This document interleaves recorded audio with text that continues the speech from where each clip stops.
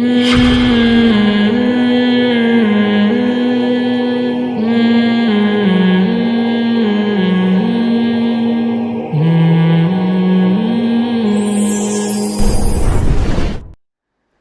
آ رہی بات سمجھ. یہ واقعہ اگر صرف فضائل اعمال میں لکھا ہوتا تو فضائل اعمال کے پہ جو کفر اور شرک کے فتوے لگے ہوئے ہیں ان فتووں میں ایک اور اضافہ ہو جاتا کہ دیکھو انسان کے بس میں تو یہ ہے نہیں, یہ تو شرک پھیلا رہے ہیں. تو یہ واقعہ قرآن میں لکھا ہے. اس سے پتہ چلتا ہے کہ اللہ تعالیٰ بعض مرتبہ کسی بزرگ کے ہاتھ پہ کوئی ایسا محیر العقول کام کر دیتے ہیں جو اسباب کی دنیا میں ممکن نہیں ہوتا. اس کو کرامت کہتے ہیں. یہی کام اگر نبی سے ہو تو اس کو معجزہ کہتے ہیں, بزرگوں سے ہو تو اس کو کیا کہا جاتا ہے؟ کرامت. اور یہ کچھ بھی ہو سکتا ہے. اس میں ہمارا عقیدہ یہ ہے کہ یہ ہاتھ بزرگ کا استعمال ہوتا ہے, کام بزرگ نہیں کر رہے ہوتے. اللہ نے بزرگوں کو ایسے اختیارات نہیں دیے, نہ پیغمبروں کو دیے نہ بزرگوں کو دیے ہیں. پیغمبر کا معجزہ بھی اللہ کی طرف سے ہوتا ہے, پیغمبر کا دخل نہیں ہوتا اس میں.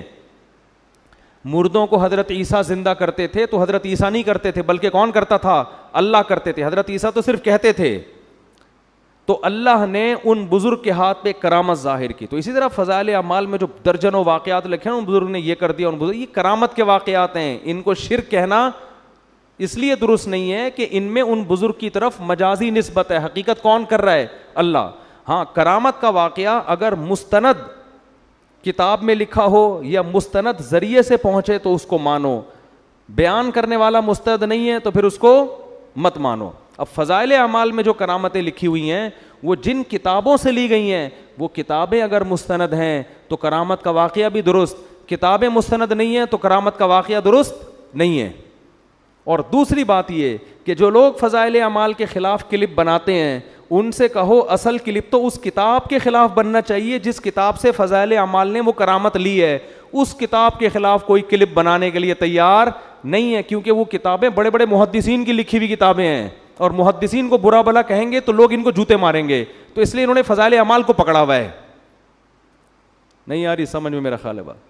تو یہ خیانت ہے بہت بڑی کہ جو اصل کتاب ہے اس کو تو کچھ نہیں کہہ رہے, ٹھیک ہے نا, اور جہاں جو نقل کر رہے ہیں اس کو کہہ رہے ہیں یہ فضائل اعمال اور فضائل صدقات میں شرک بھرا ہوا ہے. تو ان کو شرک کی ڈیفینیشن ہی پتہ نہیں ہے. تو ان بزرگ نے کیا کہا. اب یہاں ایک اور لوگ سوال کرتے ہیں کہ یہ کرامت تو صحابہ کے ہاتھ پہ ظاہر نہیں ہوئی جو فضائل اعمال میں لکھی ہوئی ہیں, یہ تو نبی کے ہاتھ پہ یہ معجزہ نہیں ہوا تو بزرگ کے ہاتھ پہ کیسے ہو گیا؟ اس کا مطلب بزرگ صحابہ سے بھی افضل ہیں. تو یہی سوال ہم یہاں کریں گے کہ سلیمان علیہ السلام تو تخت کو سیکنڈوں میں لا نہیں سکے, لیکن مجلس میں بیٹھے ہوئے بزرگ نے کہا اور تخت سامنے حاضر. تو کیا ہم یہ کہہ سکتے ہیں کہ وہ بزرگ حضرت سلیمان سے افضل ہو گئے؟ نہیں. کرامت کے صدور سے کوئی شخص دوسرے سے افضل نہیں ہو جاتا. کرامت تو اللہ کی طرف سے ایک اکرام ہے بزرگ کا کہ دیکھو میں اس پہ خوش ہوں اور اس کے ہاتھ پہ میں کیسی چیزیں ظاہر کر دیتا ہوں. یہ اس کی علامت نہیں ہے کہ اس وقت دنیا میں سب سے افضل یہی ہے. اور یہ بھی ممکن ہے کہ ایک پیغمبر کے ہاتھ پہ وہ معجزہ ظاہر نہ ہو جو کسی امتی کے ہاتھ پہ کرامت ہو جائے, یہ بھی عین ممکن ہے. باقی افضلیت کا تعلق اعمال سے ہے, کرامتوں سے نہیں ہے. کون افضل ہے؟ سب سے جو شریعت پہ سب سے زیادہ چلتا ہے, تو وہ تو پیغمبر سب سے زیادہ چلتے ہیں نا.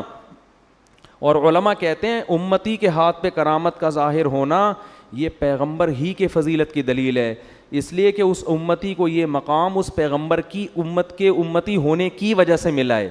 وہ جو بزرگ تھے نا جنہوں نے کرامت ظاہر کی اور تخت فوراً لے آئے, تو اصل میں یہ فضیلت سلیمان علیہ السلام کی تھی. وہ بزرگ سلیمان علیہ السلام کو فالو کرتے تھے, اسی وجہ سے تو یہ انعام ملا نا ان کو.